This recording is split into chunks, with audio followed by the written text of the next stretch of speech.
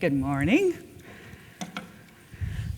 So, before I talk about the second wave of digital innovation and digital risk, we're going to go a little bit in the Wayback Machine.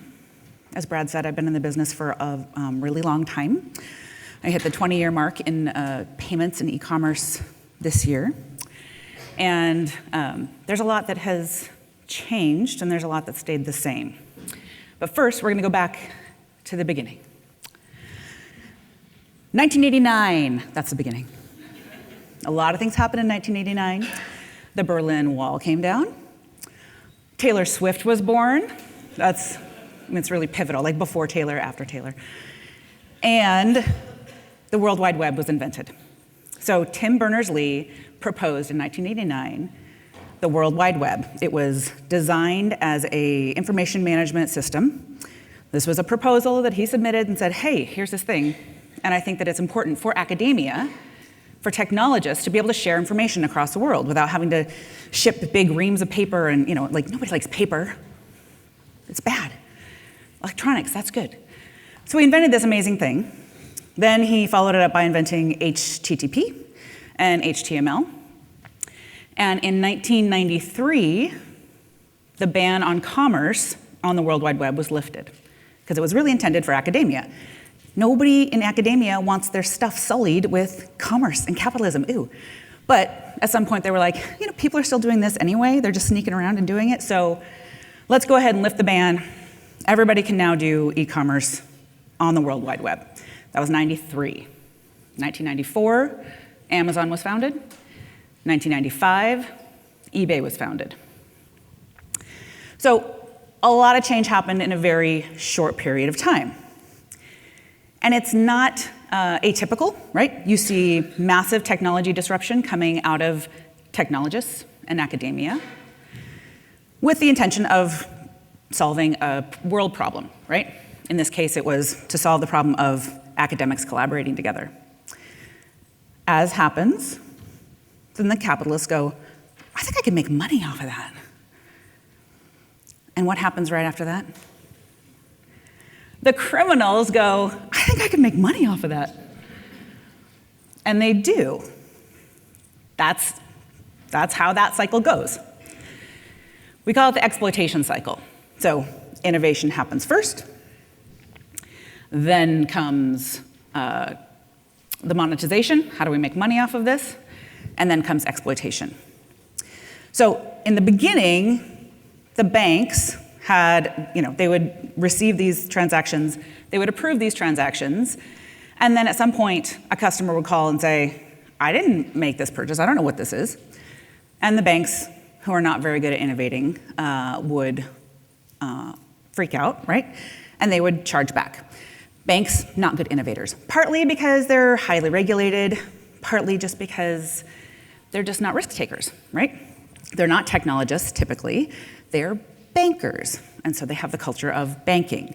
So they don't tend to embrace new innovation. Merchants embrace new innovation. They're coming up with all these new use cases. And the bank said, oh my God, this is scary. How do we stop our losses? And so they said, well, we're gonna just put this on the merchants. We're gonna make it their fault. The merchants, of course, were pissed, right? Because they're like, I don't understand. I sent you a request for an authorization. You said yes, go ahead and charge that. And then I shipped the goods. And now you're telling me I was wrong. How was I supposed to know? It's your customer, it's your credit card. You're the one who should know that this was not good. You're the one who should be protecting your card holder, not me. So if you weren't there in the beginning, you may be like, duh, that's how chargebacks work. But in the beginning, we didn't know that. Because in the card-present world, that's not how it works. In the card-present world, the issuer takes a loss if there's fraud. But it's not just the payment transaction that was innovation. So I started at Amazon in 1999 as a customer service rep for the new product that they had just launched, which was called Auctions and Z-Shops. It has now become what they have as Marketplace. It was a competitive product to eBay, because everybody had auction fever. And if anybody knows anything about Jeff Bezos, he does not like to be left out of something that people are excited about. So he's like, we're gonna have auctions. and our auctions are gonna be better. So they launched this thing. So I start customer service, 99. I'm on the swing shift because that's what cool people do. They sleep in and then they go to work. And the night shift people are a little, but swing shift is really where it's at. You get the best of both worlds. So I start there. My job is to take phone calls and answer emails from buyers and sellers, people selling all sorts of things. And one of the things that I noticed, but probably 2 weeks in, is I kept getting these requests to look at these listings from a customer who's like, this seems weird, or I had this weird experience, or a seller saying, hey, this guy's copying my listing and it's not fair. And I start looking into it, and I start, sort of peeling the onion back, and I'm like, this is bad stuff. There's bad stuff happening here, and our customers are getting hurt. And I'm like, I don't know what to do. Well, on the night shift, there was this guy. We called him the porn cop. It was not his official title, but it was his, you ask anybody at Amazon back then who was a porn cop, it was Keith. He was a night shift guy, as you might expect. And he was a little spooky. He had built this thing over his cubicle that had like a black sheet so that he could be underneath and not be bothered by the lights, which it's night shift, there aren't a lot of lights. Anyway, he was a great guy. His job was to look for content that was prohibited, not just porn, other content too, but that was his job. So I go to him and I'm like, hey, there's this sketchy stuff going on and you're like the king of the sketchy stuff, right? So what do we do? And he looks at it, he's like, this isn't really content. Like, I don't think this is my thing. I think this is fraud. And Amazon has a whole fraud department. So I'll come in early tomorrow and we'll get here at 6 o'clock and all the day shift, night shift, swing shift, we'll all collaborate and we'll talk to the fraud team. And I'm like, okay, great. So we do that next day, and I'm like, look what we found, and this isn't it, and it's fraud. And the woman in the fraud team, her name was Martina, and she goes, this isn't fraud. And I'm like, are you sure? Because it's like bad things are happening, malicious activity, people are losing money. And she goes, fraud is chargebacks. Fraud is when somebody uses a stolen credit card or a counterfeit credit card, and then we get a chargeback. Is that what's happening here? And I'm like, no, I don't think that's what's happening here. She's like, well, then it's not fraud. I'm like, okay. She's like, bye. Have fun with your little, auctions and Z-shops experiment. I'm doing real books and music fraud. We're like, okay. So we scamper away back to our little swing shift and night crew hole. And I go, we have to do something. We can't just let our customers get defrauded. We can't let our sellers get defrauded. The whole point is that we're supposed to be making this experiment work. And nobody's going to want to buy from us on the marketplace if they're bad guys. So I talked to my supervisor, and he was like, I don't know, figure it out. So that's what we did. We got spreadsheets. Back then, there was no CRM at Amazon. We used Unix for everything. And so we would Unix it up, and we'd look for things, and we'd try to find, it's hard to research things and do investigations in Unix. You guys think data mart is hard? Oh my God, you have no idea. It's really hard.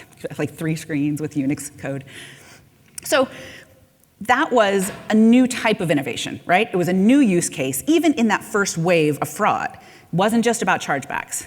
This was a hot potato that nobody wanted. The fraud team didn't want it, porn cop didn't want it, and I'm like, I don't know, I'll catch it, that's fine. So I caught it. Now, that initial response of, I don't want to deal with this, is really common. We see that from the banks. We see that from the finance department. We see that from the marketing department when they launch some new, here's this refer a friend program, and it's really great, and then we'll send people free money. What could go wrong? And you're like, I don't know. Are you going to take care of the fraud? And they're like, oh, that's not my potato. So banks don't want that potato. Nobody wants that potato. So merchants then panic because they're like, here's this burning potato that's going to ruin everything. And they get mad, which doesn't help much. So once you get over the mad, then you have to figure out what to do next. When I left Amazon, I went to a little company called Blue Nile, and that was in 2001. And the whole premise of Blue Nile was diamonds and fine jewelry online. Not like bargain basement, like there was a proper brand. We were gonna empower consumers. We were gonna educate them on diamond process. Everything was gonna be great. And we were gonna buy from the same people that made diamonds and cut diamonds for Tiffany, the same people that made the mountings and all that from like super high quality, but at half the price. Because we didn't have all the stores and the people and the fancy pants and the marketing. So it seemed like a really great idea. Loose diamonds online, what could go wrong? So I started as a diamond and jewelry consultant because I was like, that whole fraud thing at Amazon, oh my God, like you don't sleep, you're cooking and you're like, oh, what are the fraudsters doing? You're constantly compulsively checking in the middle of the night, like, what are they doing now? What are they doing now? What are they doing now? It's really stressful. And I was like, this is not for me. No, I'm gonna go back to like customer service. I'm gonna help people, and I'm gonna sleep at night, and that's gonna be great. So I go, diamond and jewelry consultant, I get trained. And one day, I hear, because I have really good hearing and I'm a little bit nosy, I hear our CFO freaking out in the director of e-commerce's office. And I'm like, what are they freaking out about? And I hear the word chargeback. And I'm like, I can't, what was I supposed to do? I should have stayed and been like, no, talk about platinum. Talk about like Asher cut. Don't do it. I did it. I got up and I walked over. And I'm like, did somebody say chargeback? I'm like, I know a little bit about chargebacks. And they're like, we just got a $40,000 chargeback on a loose diamond that had a 3% margin. I understand why they're freaking out, right? We're a startup. We're lean and mean. That's a big deal. And they're like, what even is a chargeback? What is happening here? And so I explained, this is what a chargeback is, and this is what happens. And they're like, it's not fair. And I'm like, I know, we're over that. You got to move on. This is how it is. You can't fight it. I mean, you can fight it, but where do we ship it? Oh, Brooklyn? Where was the billing address? Kansas? Yeah, we're not going to win this. This was our bad. And now we know, right? And so they're like, okay, that's, we're gonna deal with this. The next day, on my desk comes another chargeback. And they're like, here's another one. Can you find out what happened? Because this was shipping to the right address. And I'm like, oh, it got rerouted. Okay, all these things. And they go, listen, you are bad at selling diamonds, which is not true. I was not. I was good at selling diamonds. I would spend hours like educating them, the guy, and he's like, oh, I'm in love. And I'm like, okay. And then we would, find the right thing. And then he would get to order and he'd be like, I have 4 credit cards I need to spread this over. One of them is my mom's. And I'd be like, oh, honey, this is not how you want to start your marriage. This is a really, you can't afford this diamond. And he'd be like, yeah, but her friends, and then they won't like me and she might not say yes. And I'm like, that seems like a red flag. I feel like we should just dig into this a little bit and find out what you can afford, and maybe you should marry this woman. But the diamond selling part I was really good at. It was a good diamond that I picked for her, but she didn't deserve it. So they were like, you're bad at selling diamonds, but you're good at finding fraud. Like, this is something that you seem pretty good at. And I'm like, yeah, okay, I'll do this thing. So then we go back. So the panic was the impetus for a change. So before, they didn't have a fraud team. They had a customer service team, diamond and jewelry consultants, customer service. And they had a finance team, and then they had loss prevention for the diamonds, so that people didn't come and steal them. But there was no fraud team. It wasn't a thing we did at all. We didn't have any technology for it. But that panic, because this was an existential threat to the business. If we kept going like this, we were gonna run out of money. Our merchant account was gonna get shut down. This was not like, oh, this is a really bad competitive threat. This was existential. So that panic resulted in the birth of the digital fraud prevention team at Blue Nile. Now, maybe we're a little late to the game, right? Because we're a startup. And that's what happens, is when you first start, you don't expect these things. The people who found the company are not the ones who are like, how are all the ways that this can be exploited? No, they're dreamers. They're like, this is gonna be great. What could go wrong? So the first thing that most organizations do is you throw people at it, right? So Tricia, stop selling diamonds and selling diamonds, and start looking at all the orders. look at every order before it ships and decide if it's good or bad. And I'm like, okay. So this is when like your spidey sense, like you just rely on your spidey sense because you have nothing else. And so you go through and you order. That's not super scalable. So then you go, okay, well, how can we better identify bad transactions? Well, let's do a reverse lookup online to the address, and let's call the bank, and these are all the strategies that we're going to do. Then you put in policies, and you go, okay, we're not going to let people ship to a different address than their billing address, and we're only going to review things that are over $100. And you put in all these policies and all of these rules, and you make AVS rules and things that are really worthless.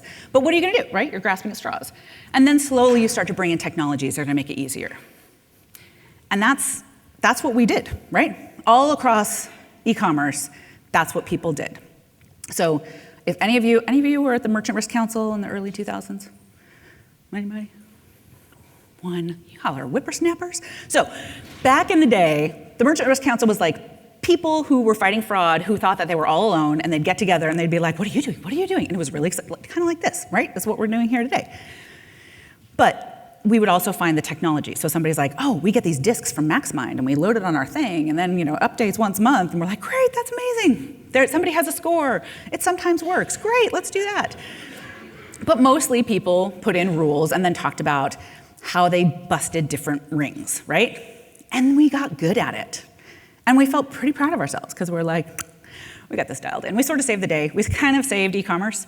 And nobody gives us credit, but we saved e-commerce. We were like, we're pretty awesome. And yes, maybe we're worth the swing shift and we have little things over our heads, but we're the real heroes. We felt pretty good about ourselves. And then,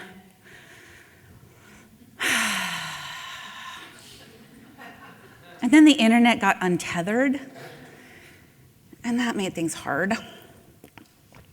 And some of you are like, BlackBerry was around before 2007. I'm not dissing BlackBerry. I could type 50 words a minute on my BlackBerry.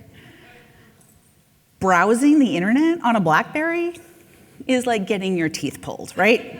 It's not, you don't want to spend money. It doesn't encourage you to be like, I'm going to make frivolous purchases in the middle of the night. No, the iPhone encourages you to make frivolous purchases in the middle of the night because it's easy and delightful. And suddenly, you take your internet everywhere. And that's amazing. And it opened up all of these possibilities. And people loved it. And the businesses, right, the capitalists who were like, this technological innovation, I think I can make some money off of this. Not just Apple, but everybody.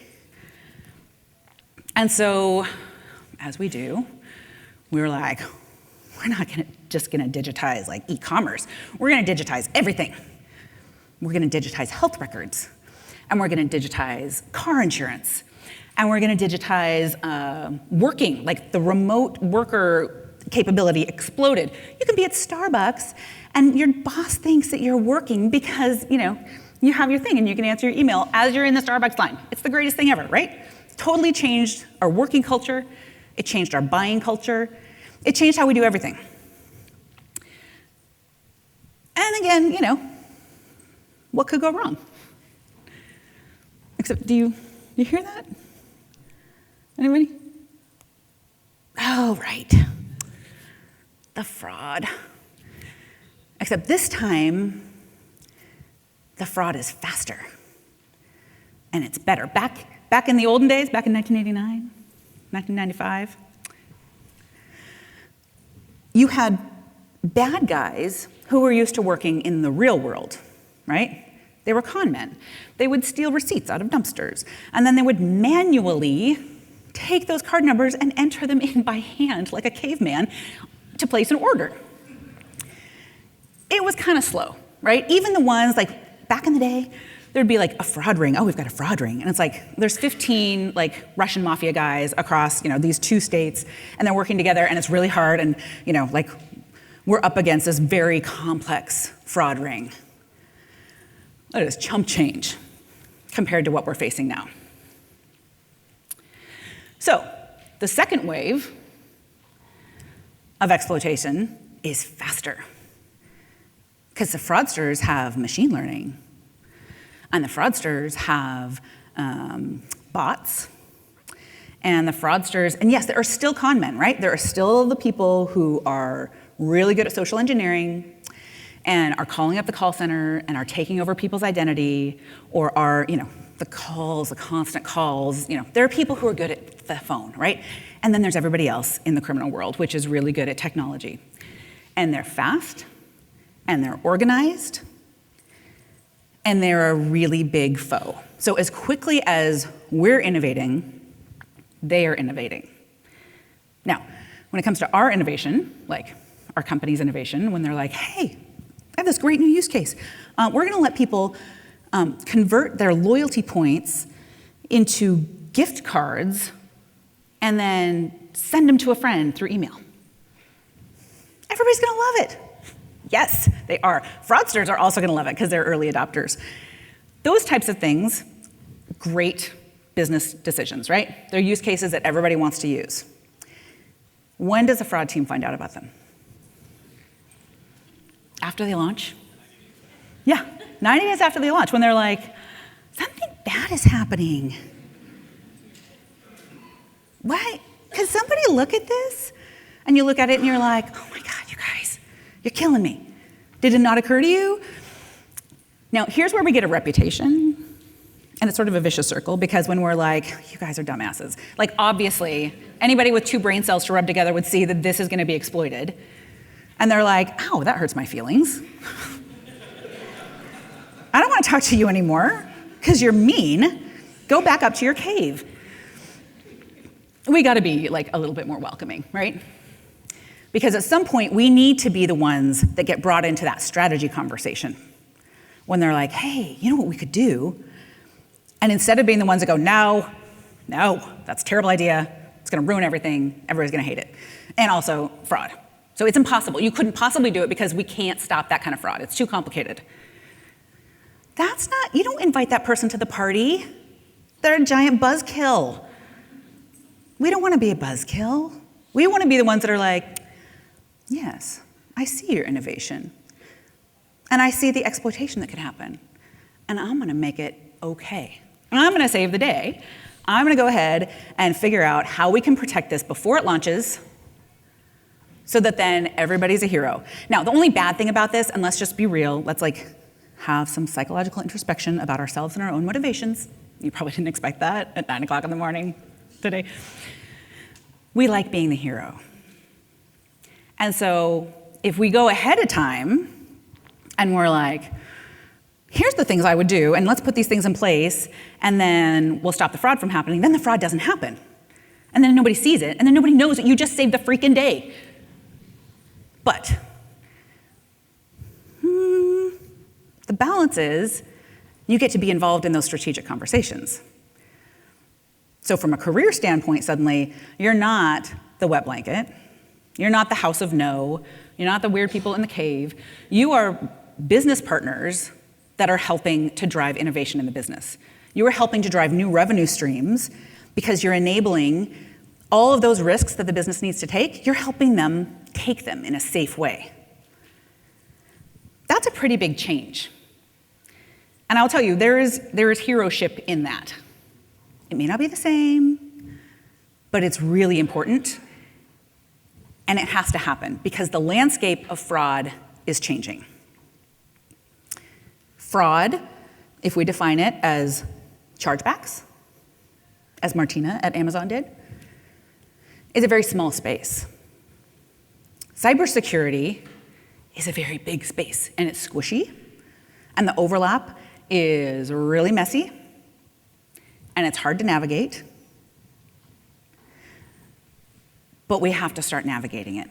So when you think about something like a massive Equifax breach, does anybody remember that? Or is it old news? Snoozy. How many, I don't even know, I can't even remember, how many millions of, was it billions? Hundreds of millions? I don't know. There's a lot of identities that got stolen. Driver's licenses, social security numbers, addresses, birth dates, everything. My response to the Equifax breach was, oh, yeah. Because all that information was already out there. Our information is all already compromised. Everybody's information is already compromised. Privacy is an illusion. You heard it here first. Credentials are an illusion. Passwords are worthless. So what matters is figuring out, what are they going to do? So they got all that data. They just updated the files that they already had on us. They just refreshed it. They're like, oh, I have another address to add. Big, yeah. So that cluster of who that person is got a little bit bigger. Great. Now, what am I going to do with it? And those fraudsters who are now really organized are doing things like analyzing those identities by income, by credit line. So they're like, oh, I'm going to segment these guys, just like you do in marketing, right? I'm going to segment these guys because they're really high value, and I don't want to waste them on like a carding attack, please. No, these guys I'm going to cultivate, and I'm going to figure out who they are. And I'm going to figure out what email server they use, and I'm going to figure out what email server their wife uses. And I'm going to figure out where they work, and then I'm going to take over. That's scary, right? Now, there are still, I got a pile of cards, and I want somebody to test it, right? That's still a thing. Card testing is still one of the leading causes of chargebacks. And it's embarrassing, right? Because sometimes you look at that and you go, this is stupid, ugly fraud. I can't believe this got through. But sometimes it does, because we're focused on more complex things. There's not one strategy to fight the type of fraud that we're facing today. There are remote access Trojans that will take over your good customer's computer and log in from that browser that they always use, using their password, and that's scary. How do you deal with that? How are you going to detect that there's malware on that customer's machine? Well, malware is not a fraud thing, right? That's a cybersecurity thing. That's not really my problem.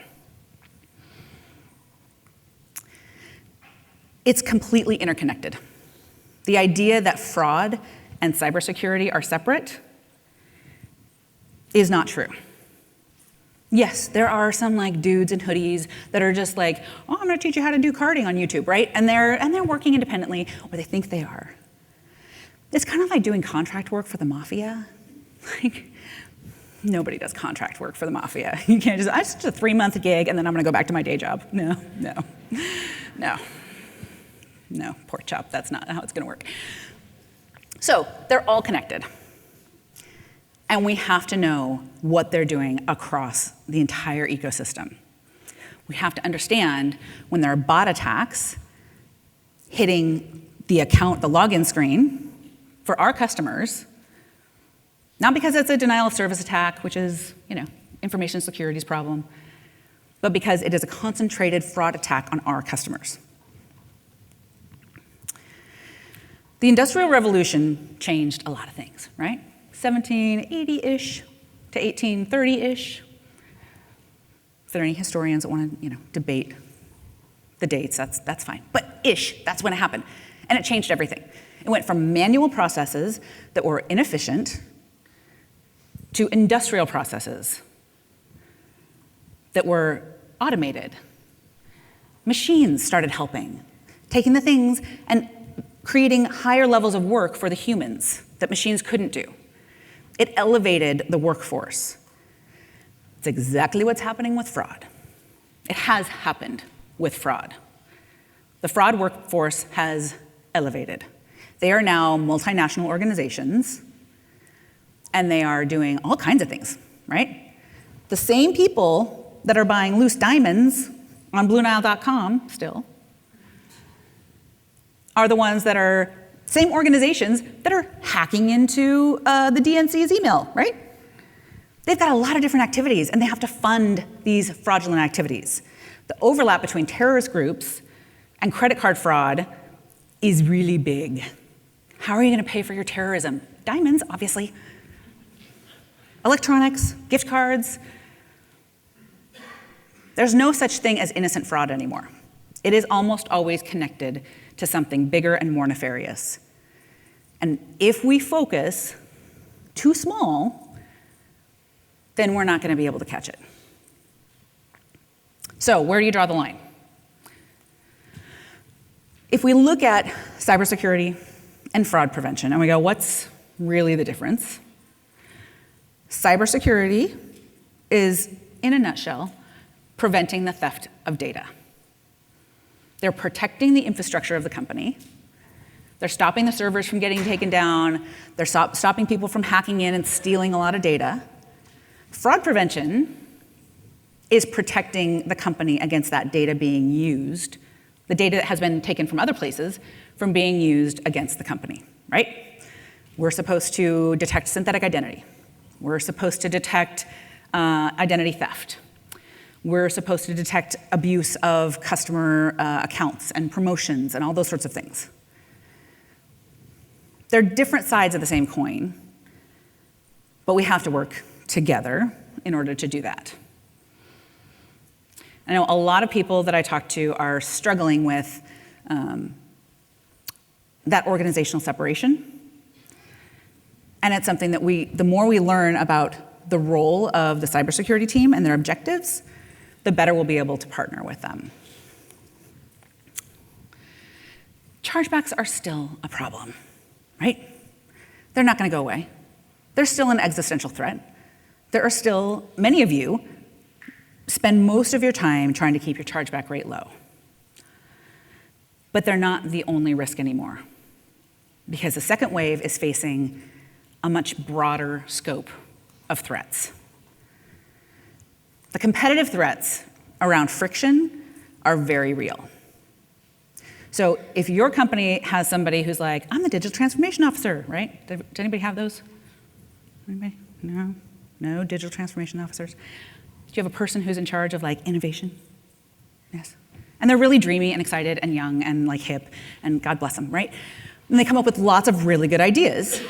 And they're like, our competitors are doing all these things. And we're like, yeah, but they're probably getting hosed, right? There's a lot of fraud that's happening, and we can't do that.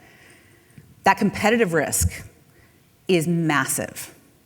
And there comes a point where, as the fraud team, what we're trying to do is protect our company from risk, and what we're actually doing is increasing the risk on the other side, right? It's kind of it's like a multi-teeter-totter thing. We're going to bring our chargebacks down to like 3 basis points, and we're going to be proud of it. What do we do to our revenue? What do we do to our customer friction? And what does the business really need us to do? The regulatory threats, PSD2, does anybody process in Europe? Is PSD2, yeah? I could spend an hour talking about PSD2, but I won't because it's a drag and it gives me a headache. But we'll talk about it sometime. It's a regulation that was invented by people who don't understand payments and commerce and identity to solve a privacy problem and a security problem. Their heart was in the right place, but the regulation is not very well designed. And now fraud and payments people have to figure out, how do I check the box for compliance while still identifying the fact that it's not going to stop fraud, right? There's compliance and there's fraud, and sometimes there's a little overlap, but they're not really the same. The organizational fragmentation that we've experienced is significant, especially as your organization grows, right? If you're 40 people in a startup, your cybersecurity guy is like right over there and is also your lead engineer and is also your IT ops person. It's not that hard to collaborate with them, even though sometimes they're jerks, but not usually. You can collaborate with somebody when you're a small organization. The bigger you get, the more you have those organizational silos. Those organizational silos have different business objectives, right? Your business objectives in the fraud silo might be chargebacks, manual review rates, false positives. Those are your key metrics. Well, in marketing, they're conversion, they're new customers, they're reducing friction. In the credit space, it's how can we approve more customers to have financing, whether it's business-to-business lines of credit, or credit cards, or mortgages. How can we approve more people and take less losses? Now, those guys are struggling, because underwriting people are used to looking at credit scores. They do KYC, right? Or knowledge-based authentication, which is as worthless as AVS at this point. Like, oh, does the name and address match? Does the billing address match in the CVV code? Great, that means you're a decent fraudster. Do you know who's more likely to give you the wrong billing address? A good customer. Because who changes their billing address? Everything's on my phone, my untethered device. I move a lot. I have a problem with real estate. But I moved a lot. I think the address that my bank has is like 3 houses back. I don't know. And so if I try to enter it in and you start declining me because my AVS is N or Z, my velocity count's gonna be bad because I'm gonna keep trying. Same thing is true with underwriting, except they're not doing velocity checks, right? They're saying, oh, your information matched. You must be good. Oh, your credit score is good. You must be good. Never mind the fact that your device is wonky or that the email address that you provided was created 2 days ago. Never mind that from an identity network standpoint, no one has seen these attributes together except the credit bureau, which seems weird because it's synthetic identity. Underwriters are not good at detecting synthetic identity. Underwriters are good at managing credit risk, except that they're not anymore. Because all of a sudden, they've got these write-offs. Capital One, I think it was a year ago, they posted their Q1 results. They had a 26% increase in credit write-offs. That's a lot. That's a really big increase. It was not because unemployment went up 26%. It was not because foreclosures went up 26%. That was synthetic identity fraud. That was people who were creating accounts with synthetic identities, racking up a bunch of debt, and then disappearing. And the credit team's like, how do I build a better credit score? Now, you bring the fraud team in, and they're gonna sniff around those applications, and they're gonna be like, oh yeah, no, this is fraud. Yeah, do you see how this is the same device as these other 6 applications? Do you see how they're using this proxy that's really weird?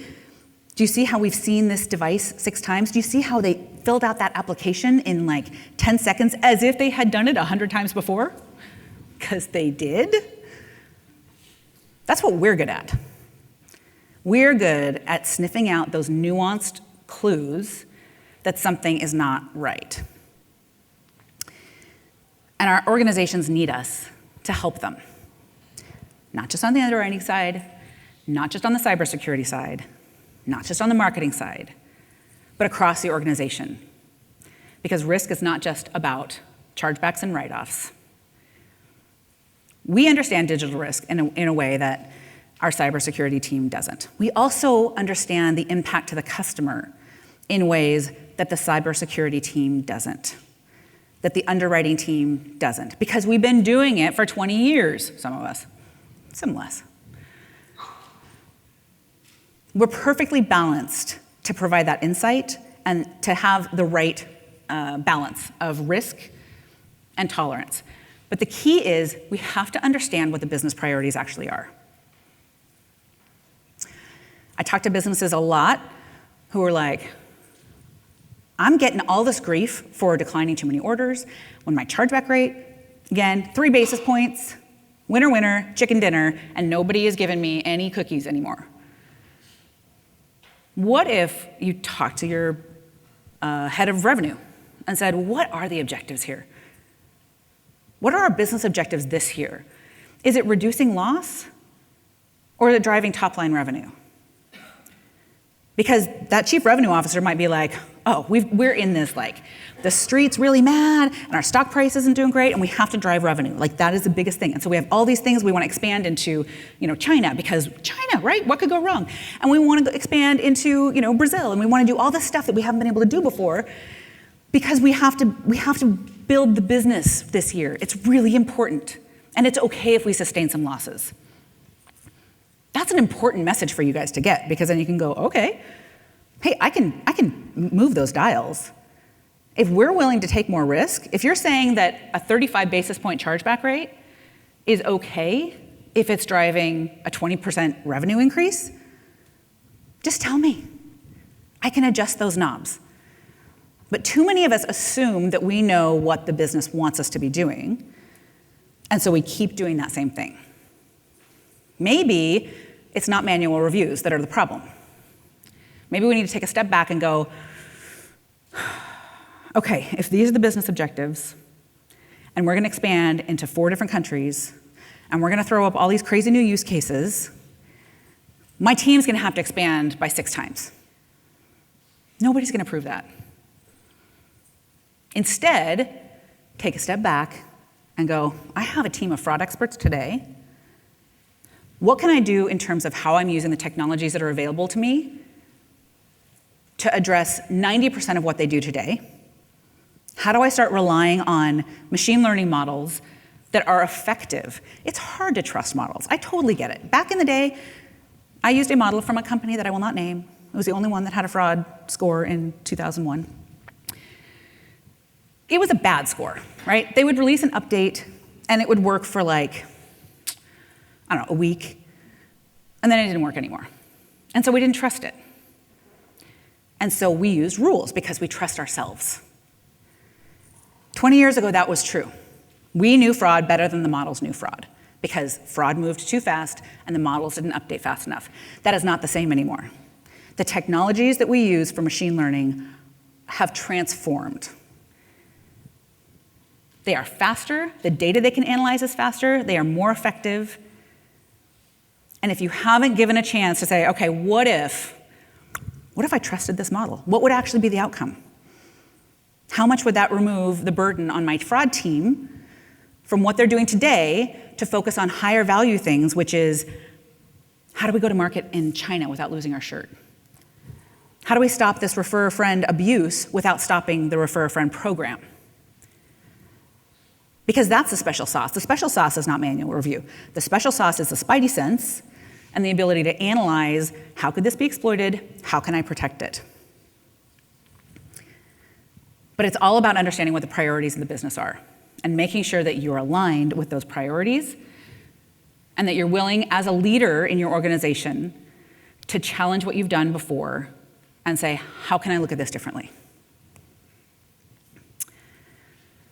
Transactions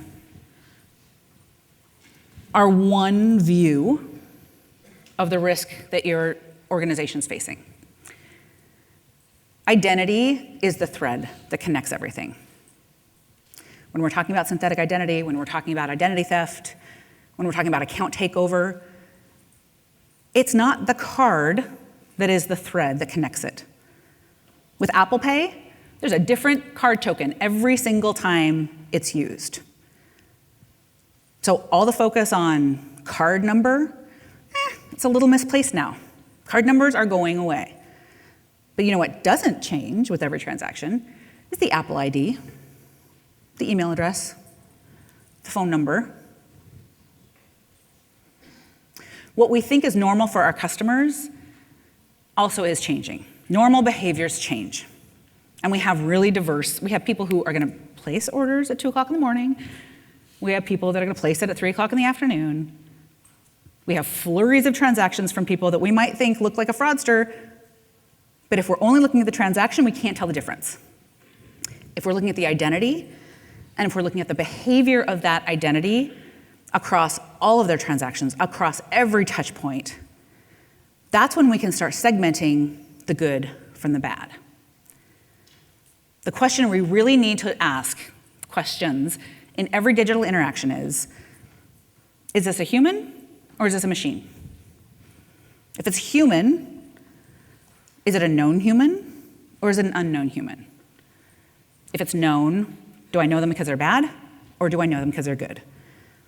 And if they're unknown, what are their behaviors telling me? What are those signals that I get telling me about whether they're likely to be good or likely to be bad? That segmentation can happen automatically.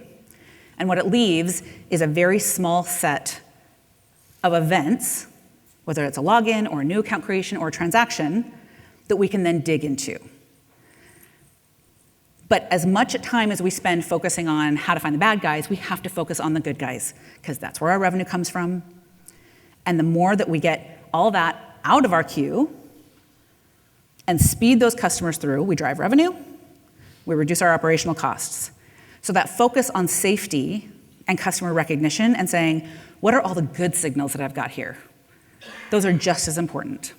And that's what it's hard to do with rules, right? Because rules can compete. You've got the bad signals, then you've got the good signals, and what happens when they conflict? That's where modern machine learning can sift through those signals and say, oh, this one is really more important, and it's going to win. And I'm going to say this is a good one. We're going to talk more today about the enhancements that we're making in the Boost model and the enhancements that we're making in our product to enable you guys to do just that. And really, it's about every digital interaction. Payments are always going to be important. If you don't manage your chargebacks, if you don't manage your payments fraud, you're going to end up on a chargeback program or a fraud program. You're going to get fined. You're going to lose your merchant account. Your interchange rates are going to go up. Bad things happen, right, when you don't manage fraud. I'm not saying don't worry about chargebacks. That is the core. That is the bread and butter, because that's where the loss tends to happen. Except there's other losses that happen too. There's reputation damage that impacts a business. So if a bot points to your login screen and takes over a bunch of accounts, and you have to contact your customers and go, looks like somebody got into your account, we've reset your password, everything looks fine, that's damaging, right? It impacts the trust that your customer has for you. If you can stop it ahead of time, that's even better. And what you know about a payment transaction is better when you've seen the cradle to grave. Well, not that the payment transaction is the grave, but that's, it's the end of that particular cycle. If you see somebody when they create the account, and then you see what happens when they change the account, that transaction has a different context. It's only by looking at all of these things holistically that you really get an insight into what's happening and you can make the most informed decisions that drive efficiency, that drive the results that you want. New account fraud is where you can start that process. Account takeover is where you protect it. Let's say you've got a transaction, came through at 2 o'clock in the morning, it's $3,000, it's a bunch of super high-risk stuff.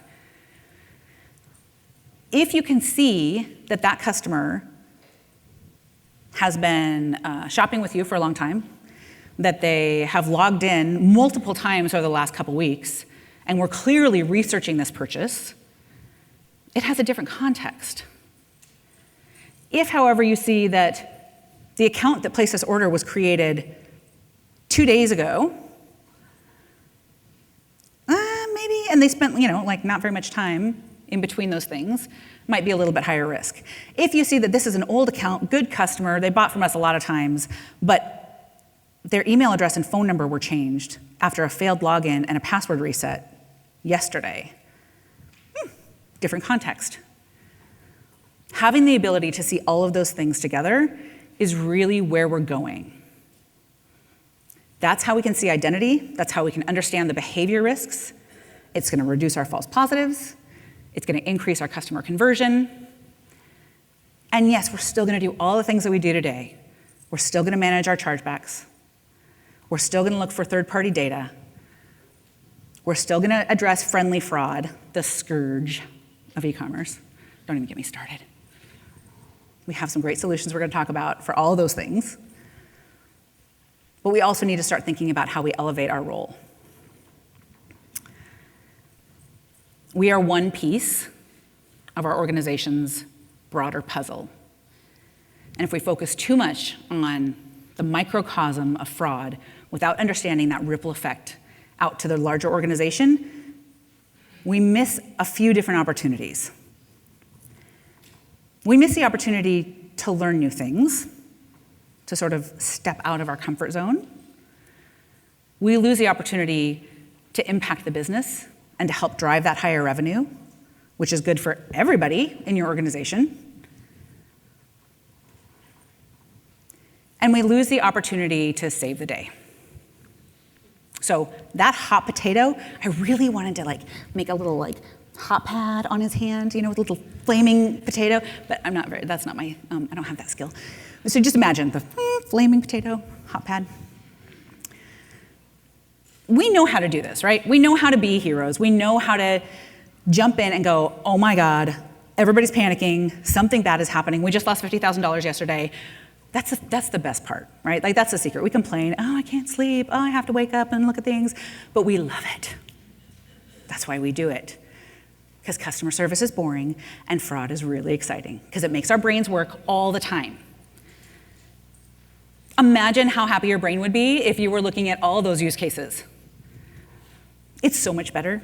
It's so exciting. Like, the landscape of the things that we can learn and the way that we can expand our reach and our understanding of how we help the larger ecosystem of e-commerce, of digital commerce.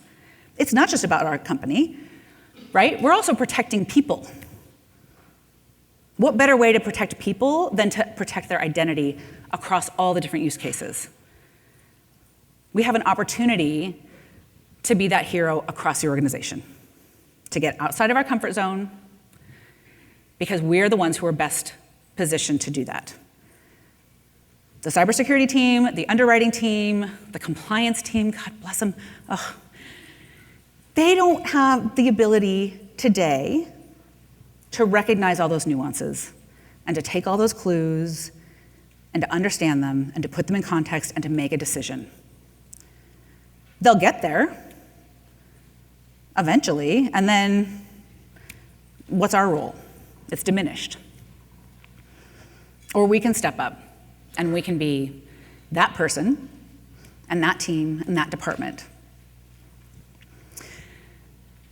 The product team is going to come up after a little break, and they're going to talk about some of the enhancements that we have around payment transactions and how to better manage payment transactions in a more efficient way, in a faster way, so that your teams can start focusing on new spaces. They're going to talk about the solutions that we have today and coming up very soon around account takeover that goes well beyond anything that we've done before. We've got some amazing breakout sessions. I highly recommend the session on Boost. If you aren't familiar with Boost, if you're not using it, the results are amazing. And it's time to just take your little, like, scores are bad, they couldn't possibly be as smart as I am, put it aside. Because actually, sometimes they're pretty good, which doesn't mean that they replace anybody. It means that they do the stuff so that you can do the harder stuff. So I highly recommend that you look at that. And more than anything, take the opportunity to talk to each other. I know Brad mentioned it, but the most valuable thing about these type of events is that they're small, and you can communicate openly. You can say, how are you using this? What's working for you? All of you guys are in a position where the landscape is evolving quickly, and the more you can learn from each other, learn from each other. The product team has also got a room set up that you can come visit. You can schedule one-on-ones, give us feedback on our new UI that we're building. I'm always available to talk about anything, really. You want to get in the Wayback Machine? You want to talk about Taylor Swift, 1989? Totally, I'm happy to do that too. But most of all, have a really great time and ask lots of questions. Thank you.